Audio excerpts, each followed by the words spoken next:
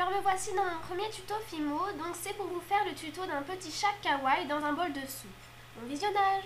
Donc alors vous allez commencer par prendre de la Fimo blanche numéro 52, donc elle a des petits effets. Vous allez en faire une boule que vous allez aplatir grossièrement avec la main. Voilà, ensuite, voilà, vous pouvez utiliser les doigts comme vous voulez pour que ça forme un petit dôme. Voilà, à peu près comme ça. Ensuite, avec le doigt, vous allez creuser ce dôme pour en faire un bol. Donc un bol pas trop, pas trop assiette, mais plus bol, voilà.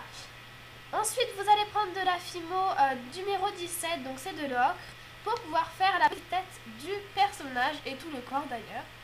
Voilà. Faites-en une petite boule, hop, voilà. Ensuite, vous allez la positionner sur le côté du bol pour pouvoir laisser la soupe plus tard. Ensuite, vous allez prendre du chocolat, faire un boudin et couper des mini bouts pour les yeux et la bouche. Donc voilà, c'est assez compliqué parce que c'est tout petit, mais bon. Et puis le deuxième, voilà. Puis ensuite la bouche, vous allez voir que je vais galérer à la positionner.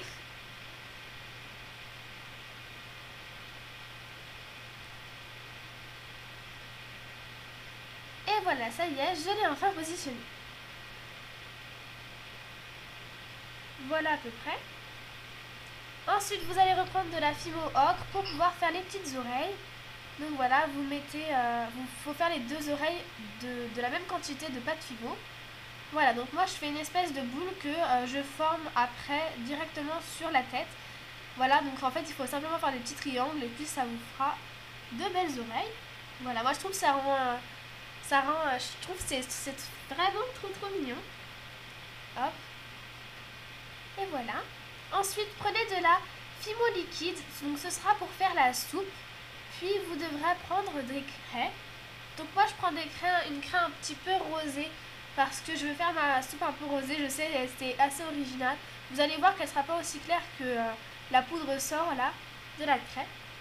Vous pouvez également utiliser les pastels, ça revient au même. Voilà, mais bien sûr il faut le mélanger.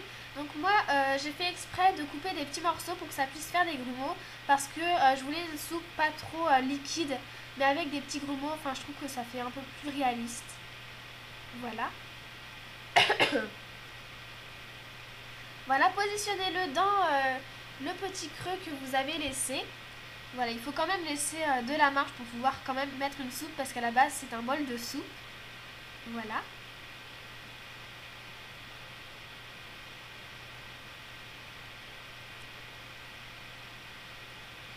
Et voilà. Donc c'est terminé, j'espère que ce tuto vous plaît. Si vous avez des tutos que vous aimeriez voir sur cette chaîne, dites-le moi. Bisous!